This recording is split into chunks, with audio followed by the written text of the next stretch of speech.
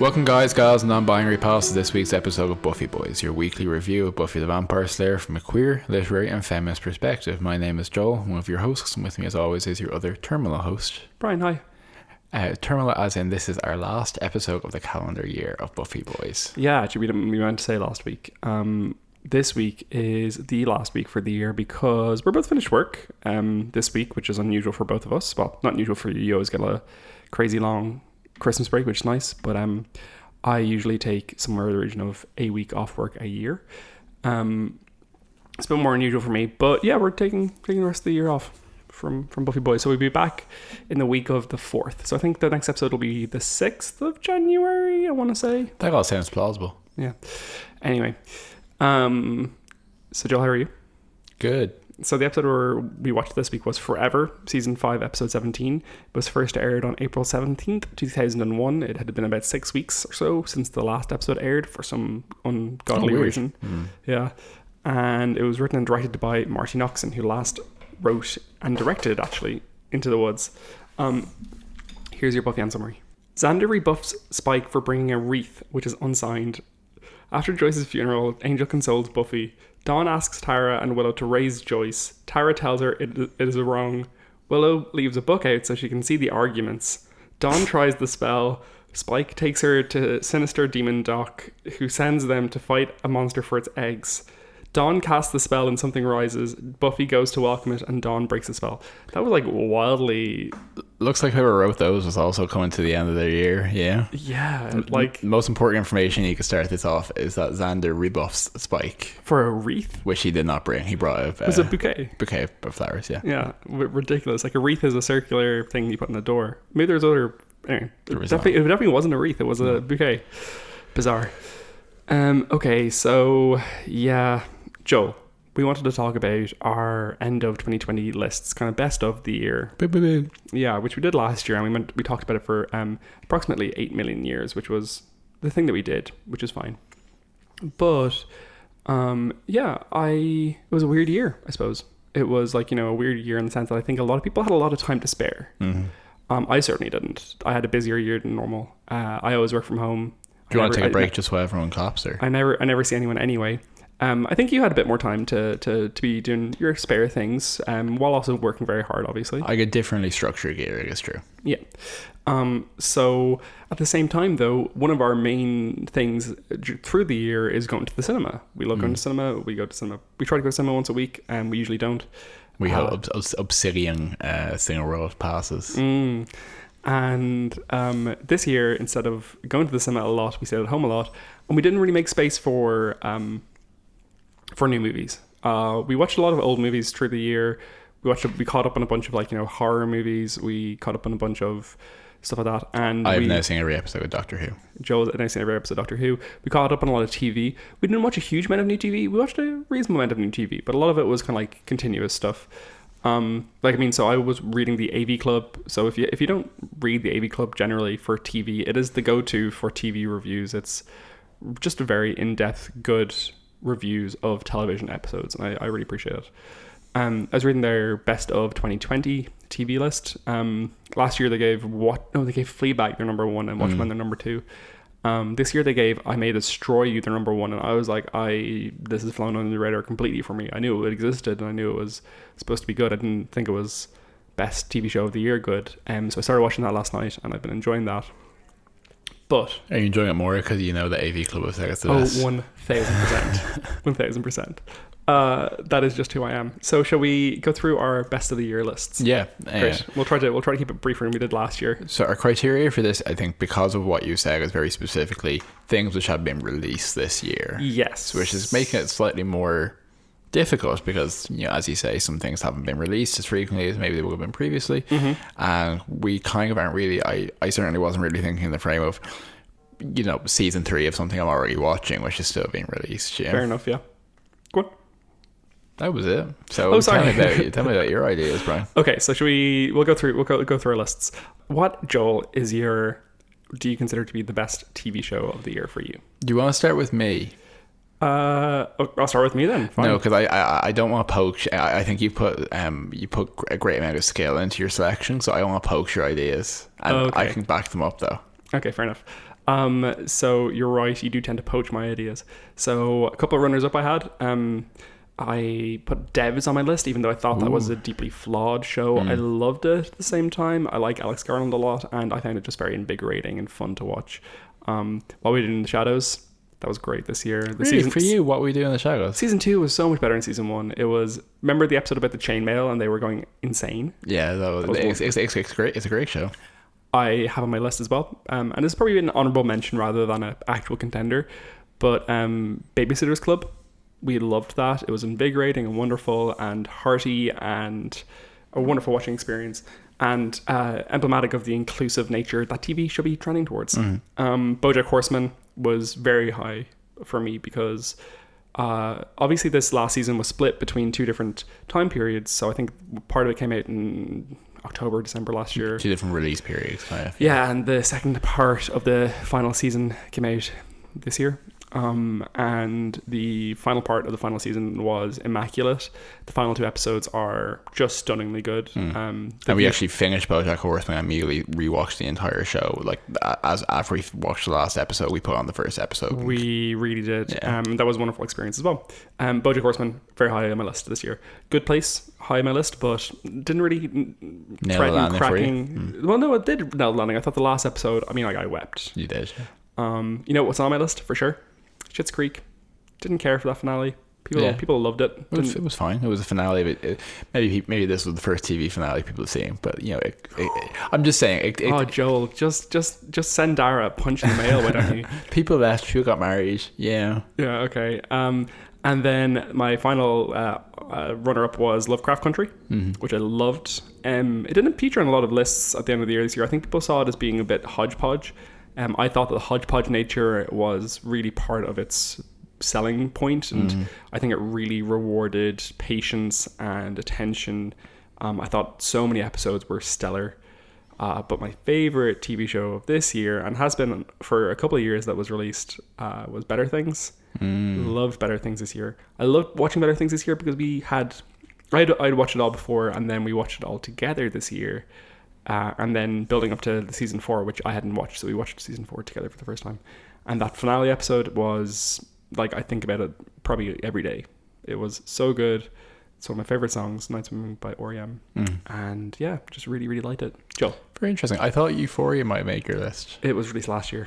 Oh, was it? I suppose we watched it this year. That's a challenge, isn't it? It is. Although, it was very specifically released last year, though. We did watch the special, which came out very recently. I think it was a week ago, which was just Brian Moyne, the TV episode. Yeah, it's not untrue. It was very, very much my thing. It was incredible. It was like an hour. It was over an hour, was it? It was an hour and a half? No, I think it was just an hour. Hour and 10 maybe. Yeah, of a conversation. Just a conversation, which, I mean, like, you know, Euphoria, so known for its rambunctious, playful camera work and excess, and this highlighted the other thing of the show, which didn't really get appreciated very much, which is its emotional maturity and its deep exploration of character. It was just Rue, who's played by Zendaya.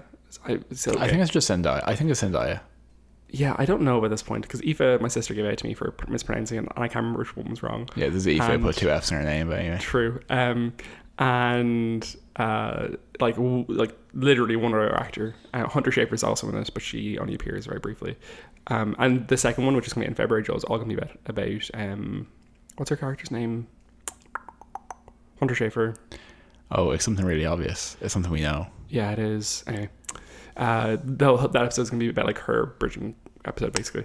Interesting. Okay, so my TV picks. Please. I've kept it more now. I agree with everything you said. Great selection. We obviously were 2 peas in a pod on that. The 2 I've narrowed it down to, and I very much thought things that have released this year.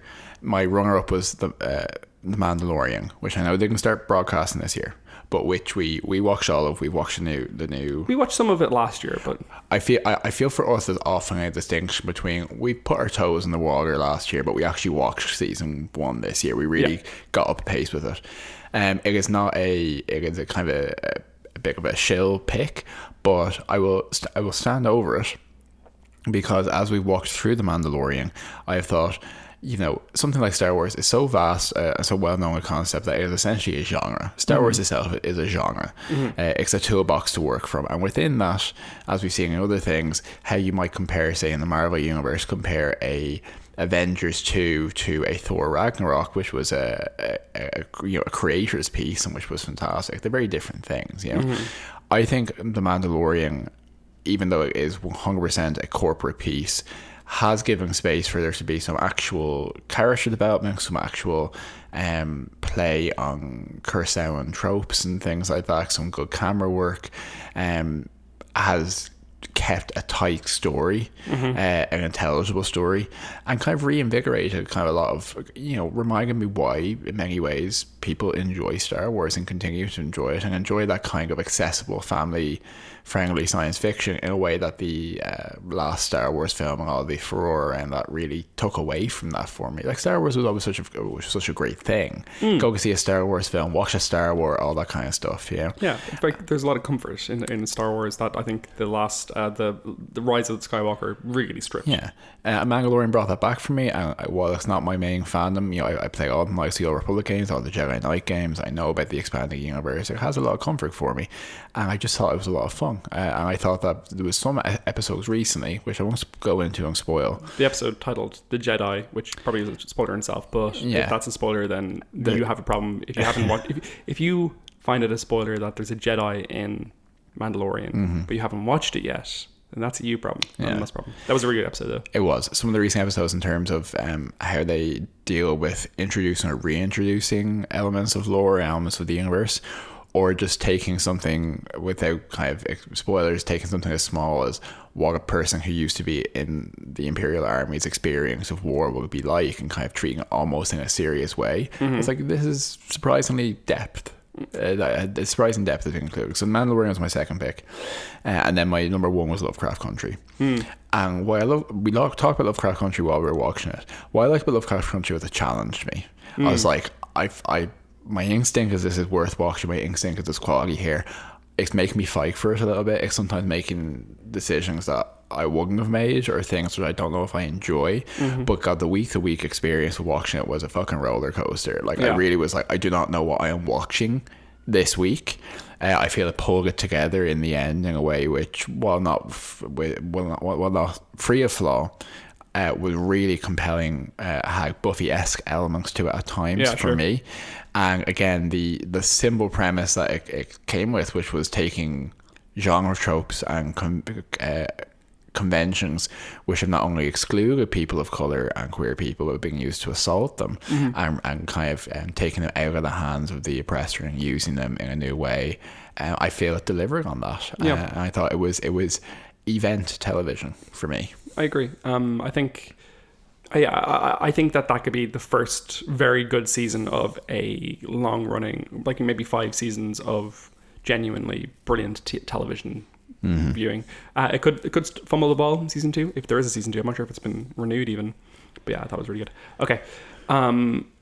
Best movie of the year. So this is an odd one because, as I was saying, we didn't really see many movies. My big ones, one of them was The Lighthouse, which I think I only gave like a 7 or 8 to, but like realistically, like, while I felt it did impose a distance as a movie and it didn't really invite you into the world very effectively, actually, I thought the visuals were some of the strongest I've seen in any movie ever. It was visually beautiful and engrossing and terrifying.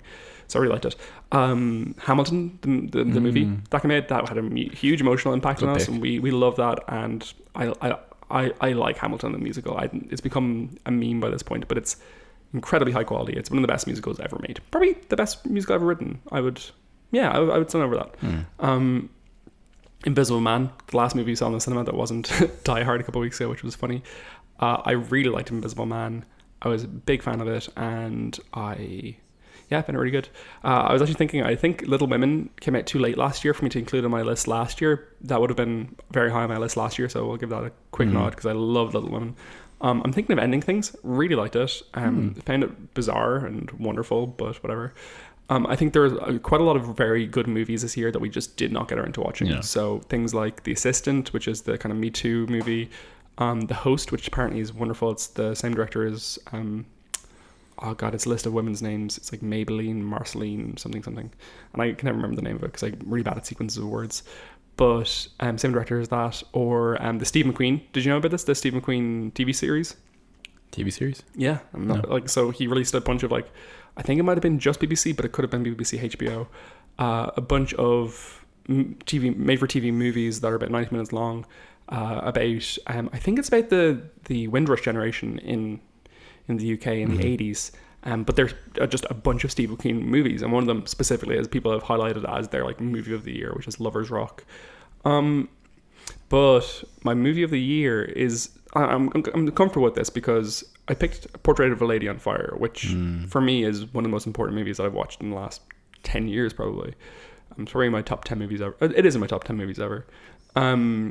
It's I don't think I have wept so easily at the conclusion of a movie where there's no visual or no signifiers to communicate anything except the deeply empathic experience that they've portrayed. So at the end of the movie, you watch a character experience a set of emotions, feeling unobserved and while being observed by someone else, and it's a very, very unusual experience because there's no words, there's nothing besides this person reliving an experience that you can visually see, and anyway, incredible. But it was released in 2019 in Cannes, in late 2019.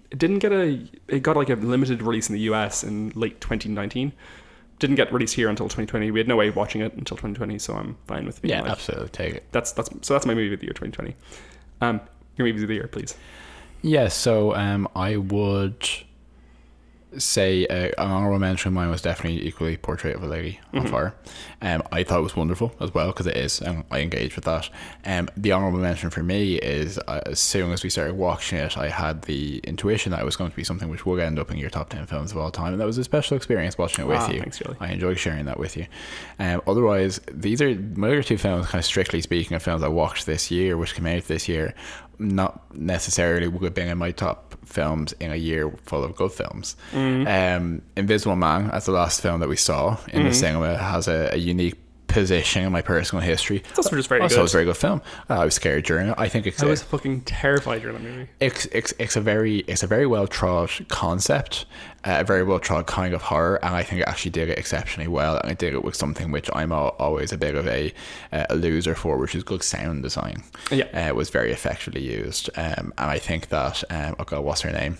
Elizabeth Moss is so genuinely deranged that she's actually the perfect person for it. She's such a talent, yeah.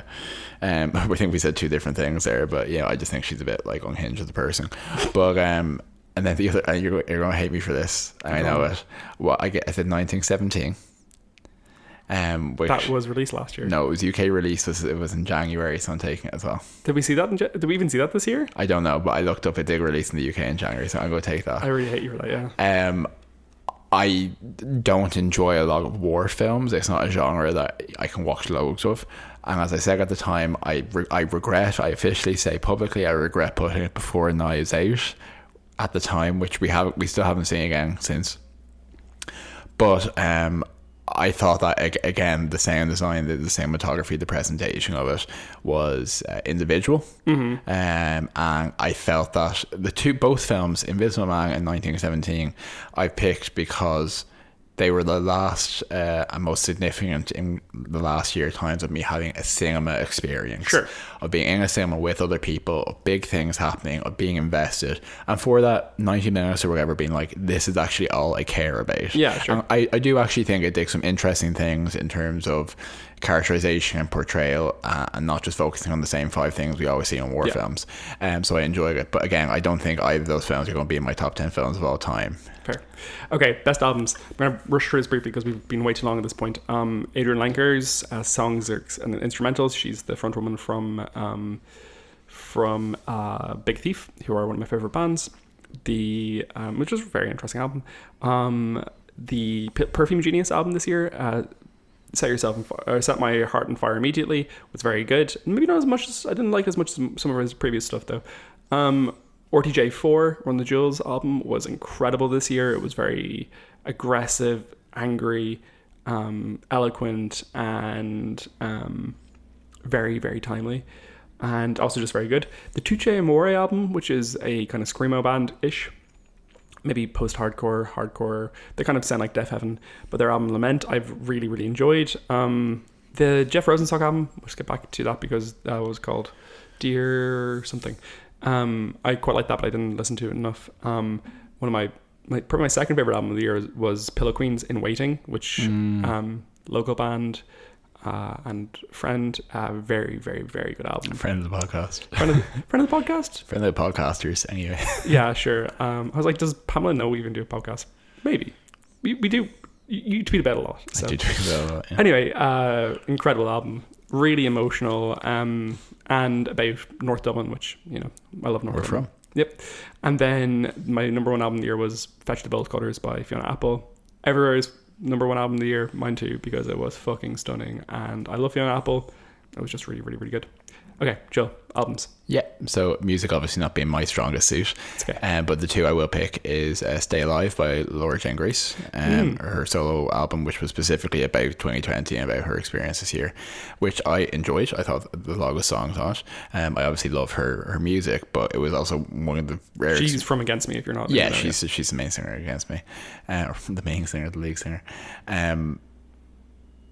Again, music not being my strongest medium, I rarely have an experience where I'm listening to something, it's like, oh, I directly relate to this. Like it was about 2020, we had the challenges there in a style which I engage with. I was like, this feels personal to me. I like that. Oh, sorry, I forgot to mention Waxahachie, Saint Cloud. That would probably be a number 3 album of the year. I forgot to mention. It's really, really good. Yeah, you know loads of albums. It's very impressive. And then the other one, which I believe came out this year, I'm not 100% certain came out this year, Morbid Stuff. It didn't. It came out very late 2019. Okay, we'll give it to you. Yeah, I get that 10% dispensation for not being able to spell or whatever. No problem. Yeah. Because Morbid Stuff, which introduced me or really got me into the band Pup, which I've listened to a tremendous amount this year, really, almost every day. It's kind of been in the background, been very enjoyable. It's a great album. It's so well written. Yeah, and it's a great album, and it's just been a great comfort this year, so I've enjoyed it. Great. Oh wait, no, it was released in April 2019. Okay, so we just ignored it. Look, I'm just going to take it. Anyway. They've released other stuff recently. They released an AP recently. So yeah, which I also was listening to. Great. So okay, best games of the year. Splunky 2 got there for me. I have gotten basically no distance in Splunky 2, but I've watched a lot of Splunky 2 and I wish I was better at it. It's so frustrating and I wish I was good at it. Tony Hawk's Pro Skater 1 and 2, the remaster, beautiful game, so good, really, really enjoyable. Had a ton of fun playing that while listening to a bunch of podcasts. Hades was very much up there for me. It's very much a game made for me. It's isometric, hacking slash with very tight combat, roguelike experience, queer shit. Yeah, and I got really good at it really quickly, so I was like, yeah. My number 2 game of the year was probably Animal Crossing New Horizons, which I was the only thing that got me through March. I think probably the same for most people. Really loved it. Visually lovely, very comforting, kind of limited in a good way. Really liked it. But my game of the year, undoubtedly, The Last of Us 2. Fucking loved it. We will have our Last of Us cast. What was it? What we called it? Joel cast? No, whatever. At some point, it was just so well made, beautifully written, very dark exploration of some very, very well written characters. So those are my shouts for that. Great. So yeah, I think on the top games of this year, there's been a lot of stuff which we've seen. It's like, oh, that seems like it's very good, but we actually haven't had a lot of time to play it, or that hasn't been where our focus has been. So I think honorable mention will be Hades. I've played a good few hours of Hades. I've nearly beat it. I haven't gotten very far in it by my standards, but I can tell I'm playing something which is great. I don't play roguelikes like that very often, and I love it. I love everything about it. I just need to give more time to it because I can't say it's my best game of the year. I beat that game at some point during the year. I beat that game 14 times in a row. Yeah, well, so Bill was. Thanks. I think again, kind of 2 narrow picks at the top, which I want to focus in on. One, which I will only talk briefly about. Destiny 2 Beyond Light, for a couple of reasons. One is that I'm glad to see it has been included in some lists for the year. It continues to be one of the best feeling games, the best shooters out there, but for me, I've always glanced off it a little bit, I played a little bit, it didn't really get it, I felt frustrated by it, etc. And I think in the way that for many people Animal Crossing was the thing they got into during quarantine that kind of gave them a sense of a sense of purpose and a sense of normalcy. For me, I got really into Destiny. I got really into the mechanics of it.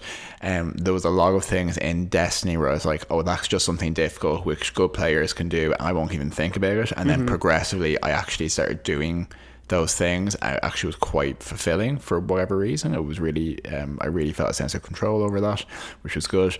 The lore I think is very, very well crafted, and it very much reflects my sensibilities. And importantly, I think there's a huge amount of it which is maybe unrecognised for actually being very, very queer, and a lot of queer focus to a lot of the main characters. Not the most Shakespeareanly painted characters at times, but like definitely gay and definitely queer. And Beyond Light, which is the big release for it that came out recently, has been considered essentially Destiny 3 and has actually, from a game design point of view, fixed a lot of the issues I felt were with it and really brought it into a PlayStation 5 generation. So I'm very impressed by it. I think it's a beautiful, tight, mechanically satisfying game. So Destiny 2, Beyond Light. And then my first pick was The Last of Us as well, Last of Us 2, which I haven't played through by myself yet. I probably will over Christmas, but we did sit and work together for your entire playthrough. Which means we'll need to get it back off Paul, actually. Yeah, exactly. I was thinking that as well. And within that, I think it's been a controversial game for a lot of reasons, and there's some behind the scene reasons which are very valid for that as well. Was there crunch? There was crunch issues with it as well, yeah. But I think in some cases I've seen it unfairly maybe criticised, in my opinion. We've talked about this before, for a couple of things. One is the darkness of it, which I think people found for various reasons difficult to deal with for the year that was in it, and maybe some of his handling of those themes. I find that those criticisms which I've seen are very personal to the reviewer, and this is a hot take, but which I discussed with you the other day, which I think for us, we are not surprised to see difficult things in games. It's not the first time we've had to think about these kind of difficult situations. It's not the first time we've had to engage with some of the the real kind of like unpleasantness that kind of life can have in story, So I think to play a game like that where it's like, look, we're acknowledging it's there, you're not going to agree with everything it says, but it engages with it in such a genuine, such a powerful way, and uses games as a medium to do that, and highlights the uniqueness of the medium in a way which was, I think, expertly executed, incredibly challenging, incredibly engaging, and just unlike anything that came before. I think it deserves to be raised up for that, not brought down. Okay, we've nearly gone half an hour on this, so we need to wrap it up there. Yeah. And do the quickest Buffy episode in history, because you know what, Joe? Don't think this episode was up to much. So speaking of being brought down by the death of her mother, in this episode, forever as we a loose bag of plot points from that summary indicated, we're essentially doing the cleaning up after the body, trying to return to some normalcy. And we have a focus on a couple of themes. We have Joyce's funeral, we have other characters kind of more in continuity reactions to that death, and specifically I suppose focusing on the exploration of Dawn trying to deal with that loss of, I think, a very short period of time, realizing that she isn't, by some metrics, real, and that she isn't really family with Buffy and Joyce in the historical sense, and then losing her mother, and then engaging with what I think is a very valid thing for the show, giving a genre to discuss, which is, why not just resurrect her? Yeah, sure. It's pretty dark like that. Yeah, I don't know. My thoughts about it are that, like, essentially it does feel like an episode that, I don't know, it felt like they kind of gave up a little bit. I think Marty Noxon probably realized that there was no real writing to be done which would fully realize what could be followed up on from the body. So she just said, like, yeah, let's go with this. Like, that being said, it's probably not, it's definitely not a bad episode. It's just, I felt a bit of nothing. So there were a couple of interesting things about it. The opening scene is quite interesting because it's Buffy wandering around a dark funeral home, and the initial thing communicated by the episode is that there's something amiss, something's going on. Buffy is in the middle of a monster plot, Maybe she's trying to find a vampire to stake who she suspects is there. And then the lights get turned on, and in fact she's shopping for a coffin for Joyce, and Dawn is there and stuff. Yeah, it's a weird episode because like I think that kind of exemplifies the problem in the episode, where it's like, oh, we're doing monster vampire stuff, but also we're doing deep emotional stuff. I thought the acting was a little rushed. It felt like they didn't get many takes on some of the shots and stuff like this. Like the last scene, like having seen the genuine breakdown that both Sarah Michelle Gellar and Michelle Trachtenberg had last week in the body. This was subpar. last week / 20 years ago. Yeah, this was subpar comparatively. At the end of the episode, though, I thought the emotions communicated at the end of the episode were smart and good and interesting and sad. I also thought that, like, you know, just like stuff like Dawn's motivation, the other one, Willow's motivations in the episode were really bizarre. It was like, oh, I wanted her to know about something, but also I didn't, and also I shouldn't. It was a bit confused. And yeah, for me, the real killer of the episode was just like the slump in the middle. Just pacing wise, it just felt like it just fell apart in the middle. Like the scenes where Dawn and Spike are trying to get an egg from some Gorsh demon. It was like, oh Gorsh, stop that.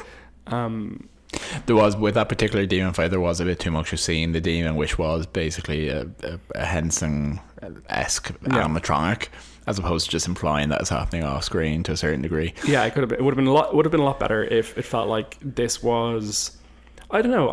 I really appreciate that they did a Dawn-centric episode. I thought this episode could have been a lot better if it was a Buffy-centric episode with Dawn stuff happening in the background, maybe out of view of Buffy, and Buffy stumbling on the results of it. Yeah. So I will say, before I make my next point, is that if you hear a chainsaw-like motion or noise in the background, that is someone trying to chainsaw their way into the apartment. So. Yeah, there's some construction happening across the road, and they have not stopped in a year. Months. Yeah, just chewing out the way you chew out our voices. But I would say that what this episode can be commended on is that it's trying to introduce a couple of concepts which will be developed more thoroughly down the line. So we're pursuing Willow using magic kind of to solve problems, or kind of not really considering how dangerous it might be to give the book to Dawn, whereas a grieving teenager giving them too much power. Yeah, exactly. We have Dawn's kleptomania, which is obviously a characteristic of her later on, and some plot stuff. You get Doc introduced, who's played by Joel Grey, and Joel Grey, who people might not necessarily know, but who is most famous for being the MC in Cabaret, which he won an Oscar for. Yeah, best supporting actor. Do you know whose daughter is his? Which daughter is his? I'm not sure how to phrase that. Who his daughter is? Yeah. No. Is Jennifer Grey, who played the main character in Dirty Dancing. Oh, very good. That makes a lot of sense, actually, yeah. This is when he was married before he was gay. Is he not bi? No, he's not bi. He has there's a lot of bisexuality themes in Cabaret. What you're confusing that might be what I'm conflating it with. He has said that he doesn't prefer labels. He doesn't like labels, but if he wants to label something, he'd say a gay man. So maybe he... Well, no. He's also one of the few... There's no unusual things there. It's like if someone said, like, I would identify as a gay man. You don't need to give me any charity bisexuality. I just thought he was bi, but that's because of Cabaret. And he's also one of the few Joels I know, or I knew when I was growing up. Not personally. So we introduced some of those themes. We also are going to see a lot more of Buffy developing into this maternal role, and her, some of the strongest stuff in the episode is from her, trying to deal with that. One of the less noted scenes and passing scenes, really, which I find quite notable and quite sad, is Giles listening to Tales of Brave Ulysses in his apartment with a drink by himself, which is what he listened to with Joyce when they were banged candied. Yeah. It's really, really tragic, I think. Yeah, it was very sad. And yeah, I mean, it's appropriate. They had a relationship, and he misses her.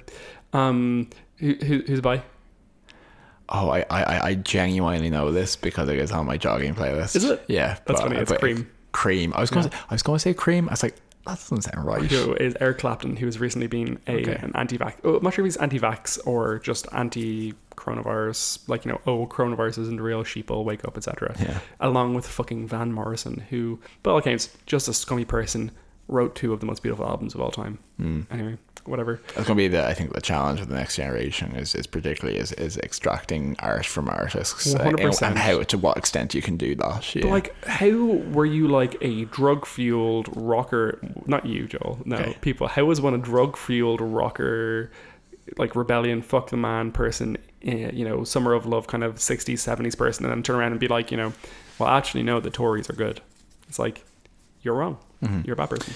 Anyway. Further themes which are about out of this episode are obviously the cost of certain magics and why you can't do them. I think it's very significant for the show. Which obviously sets up for a lot of the season 6 episode 1 stuff.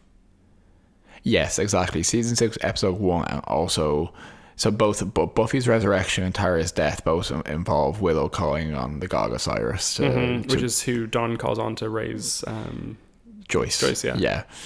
So I think there's some element there because up until now magic has been fairly consequence free, or has just been like, we can ascend, who cares? This is a sense of morality might be the wrong word, but just a sense of consequence really kind of being threaded through there. Yeah, definitely. Given like the previous episode, which kind of played with that, was Something Blue, which had a similar I think the Willow messy magic content tends to build on itself. So I think Something Blue is very similar to Tabula Rasa, and Tabula Rasa really sets in motion the stuff which sees Tara dying eventually. But yeah, it's I think Willow's magic addiction storyline is probably the only storyline in the whole show where you could probably just pick out 11 episodes and watch them self-contained with each other. Like, here's her arc, Yeah, I think so too. It's a very long game one. But I think for what it's worth and what she's given to work with in the episode, I think Michelle Trachtenberg does a good job. And I think, I totally I think she can carry a scene by herself, even if I don't always like every scene that she carries. Yeah, agreed. It's a funny one. I think there's some degree that I think her pairing with Spike at the moment is probably due to some negative viewer feedback, and this is just a hunch. But because Spike is such a favored fan character, I'd say pairing him with Dawn so specifically, so repeatedly over the last couple of episodes was specific because it's an endorsement. It's an endorsement, and positivity by association. But I actually do think it's quite a good combination. I think that as a dynamic duo, they're quite simpatico, which is good. And we also see probably quite significantly, we see Angel returns to Sunnydale. Which for me, by far the best element of the episode. Yeah, so we see that they have an interaction which I think really supports the idea that they will always have an intimacy and a closeness. And yeah, I wish I actually didn't remember that they end up kissing. Yeah. Which is, significant, I think. The title of the episode is quite interesting. Obviously the episode's called Forever, and that has 2 implications. One of them is textual. At one point Angel says challenging. Angel says, I can't remember what it says, that I can't remember what the line was. It's basically, I can stay in town for a couple of days, however long you need, and she says, how about forever? Yeah, exactly. So it's just this implication that no, Buffy and Angel don't stop loving each other, which I always found to be a very tragic and very beautiful note of the Buffy show, is that Buffy never gets over Angel, whereas he does kind of get over Buffy a little bit, to be honest. Whatever. Because she had sex with Darla last week. Yeah, I wonder if she knew about that. She'd be so confused. She'd be like, Darla? Darla's dead. The girl with the 2 magnums from season 1? What the hell? But the Magnum handguns, not ice creams, just to be clear. White chocolate ice creams.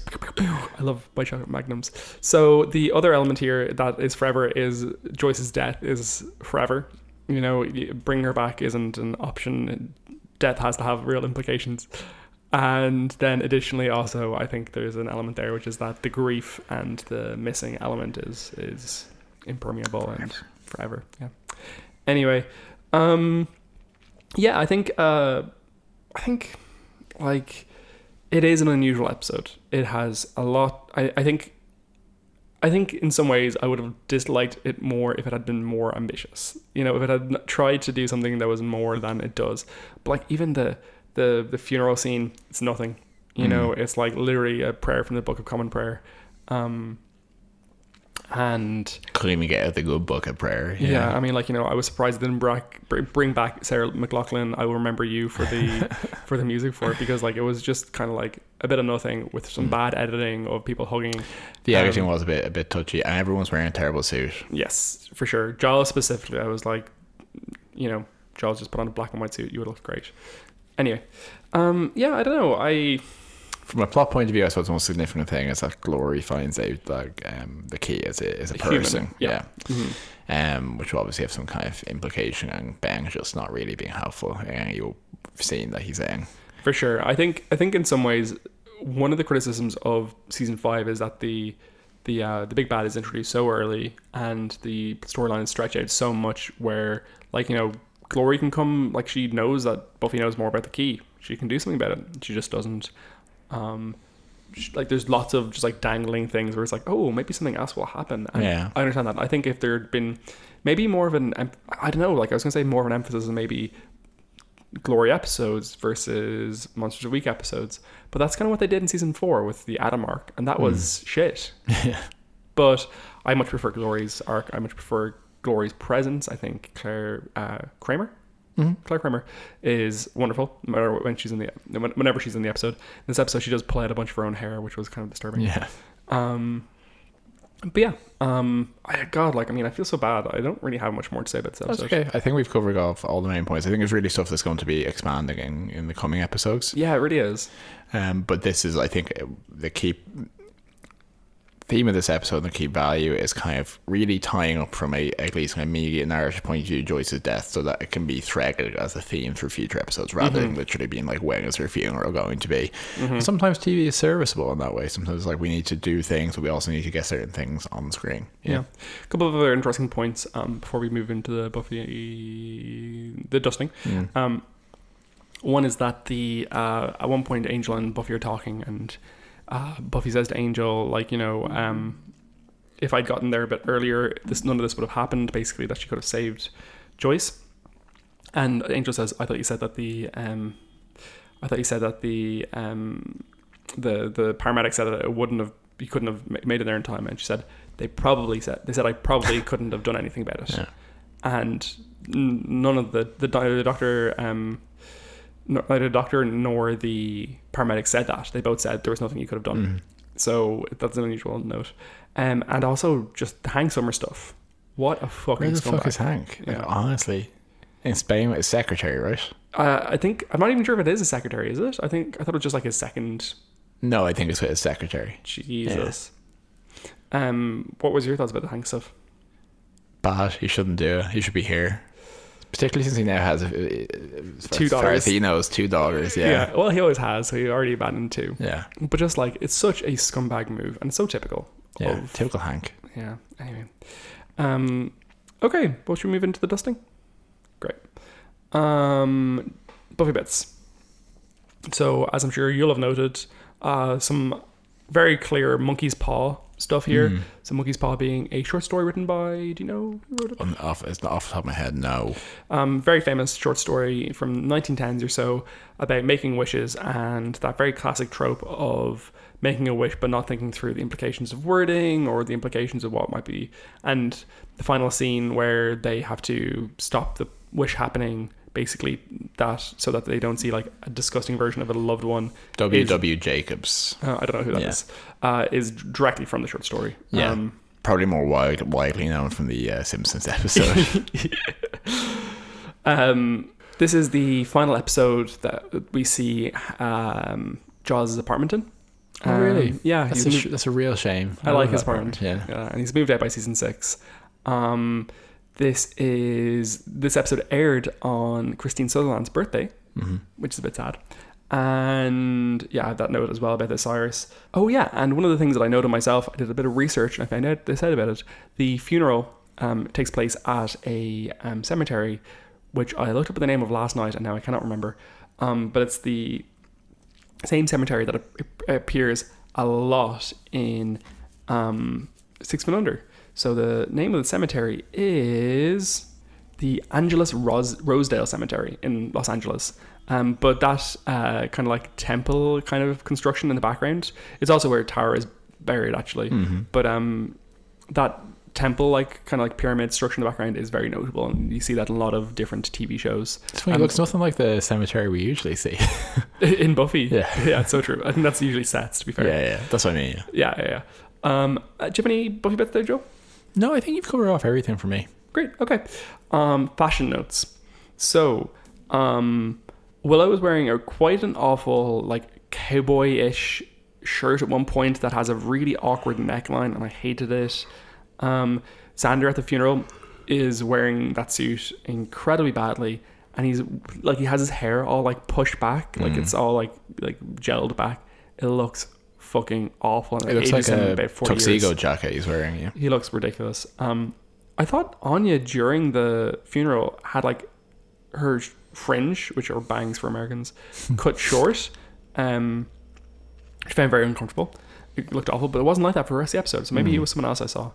I quite liked what Buffy was wearing for the funeral, though. She was wearing a cream long jacket and a kind of a light grey turtleneck top. Just her hair was nice and kind of quite luscious. She just looked quite good just through the episode generally. Dawn, towards the end of the episode, is wearing a cable knit jumper, a green cable knit jumper, and I thought it was absolutely lovely. I was like, I like that jumper. And then I really hated the zebra dress that Glory's wearing in the episode as well. Yeah, that's not good.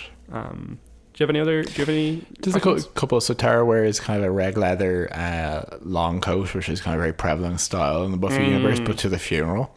I also an honorable mention for Ben referring to the demon minions as Jawa rejects, which I think is very accurate. And then otherwise, yeah, I think Noah was just Dawn through the episode. I think again is kind of dressed reasonably kind of tween agey. Yeah. But both her and Buffy at different times kind of sport that very kind of like laundry day but make a fashion look for a lot of the grieving periods. Yeah. No doubt. Okay, death count. Do you have a death count there, Joe? Yeah, so one demon beheaded by Spike. I'm going to check the actual name of the demon. Korsh? No, I made that up. Oh, why would you make that up? Because it was very close to the right answer. So one Gora demon killed by axe with Spike, and one Joycean Revenant, which is dispelled by Dawn. Yeah, jeepers. Okay, do you have writing there for us, Joe? Yeah, probably 6.9 grief hallucinations. Yeah, tell me about it. I thought it was fine. Thought it could have been a lot worse coming off the body. I thought there was definitely some interest. It was a collection of interesting bits and bobs. Yeah. But like not a particularly strong episode overall. That's about right. Yeah. I'm gonna go with 6.2 tail plugs out of 10 because Joel Grey is wearing a lizard tail butt plug. Obviously. Yeah, that's true. So yeah, I just thought it was. Yeah, I didn't care for it. Didn't care for it very much at all. I'm looking forward to next week, which is the episode that I cannot remember. Oh yeah, Intervention, which is the Buffy bot. So that should be a bit more fun. And then after that, we're kind of just into the end game, of season 5, which is going to be 2021. Hopefully 2021 is better than 2020. Here's hoping. Okay, Cordelia Chase, Joel. Yeah, so over on Angel, we had a pretty decent episode this week called Disharmony, which was about harmony. She comes to town after being having her tiff and her breakdown with Drew and Spike in recent episodes of Buffy. And overall, it was very much about kind of Angel being reintegrated into the Angel Pack, having to get people coffee and having to find his role and really being overly protective of Cordelia and all that kind of stuff. Very much a harmony focused episode. I think she carried it fantastically. I think she puts a lot of work into that character. Love Mercedes bringing up. And the whole premise is basically she comes to town to see Cordelia and they catch up and they gab about old days and they paint their toes and they talk about boys without necessarily acknowledging that she is now a vampire. And they're investigating a weird vampire cult which turns out to be a pyramid scheme. 2 for food and then turn 1 and then that's how you buy into the vampire cult essentially. No, it's 2 turn 2 and then keep 1 for food or something like that. Turn 2 and keep the rest for food. Yeah. And like that's whatever, but like it's funny. Like It was funny. It's very much like basically like this life coach gets turned and he brings his model to the afterlife with some very badly like Amazon published self-help books. No graphic design gone into them whatsoever. Yeah, it's a funny premise, but it does what Angel does, where Buffy by and large managed to keep the scares and the mystique of the vampire fairly high, and Angel's just like they are a joke. All the stuff with Harmony is great. There's a borderline interaction where Cordelia thinks that she's coming out to her as a lesbian, but she's actually telling her that she's a vampire, and there's like some jokes around that. But what I think actually saves it is she calls Sunnydale, and Willow appears in the episode, and she's like, "Oh, she's a vampire. I thought she was just saying she was a great big lesbo." And then there's a pause, and she's like, "What?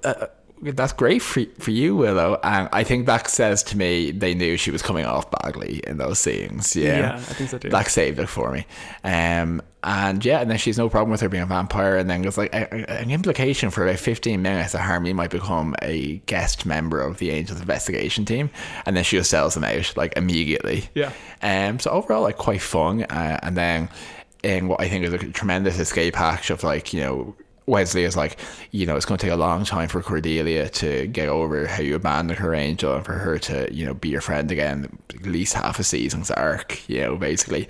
And then she bursts in and she's delighted, and he's like, I bought her clothes, and then it's all solved. And then there's not an ounce of Angel from the moment that she bursts through that door. It is entirely David Boreanaz. Because he's doing like a little happy dance with her. Doing a little happy dance, smiling like a little puppy. It's incredibly endearing. Very nice, So I had fun watching that episode. I could easily give that 7 fatal feminist gestures. I was going for 8 fatal feminist gestures. Well, I'm sticking with 7. Oh, I'm proud of you for once.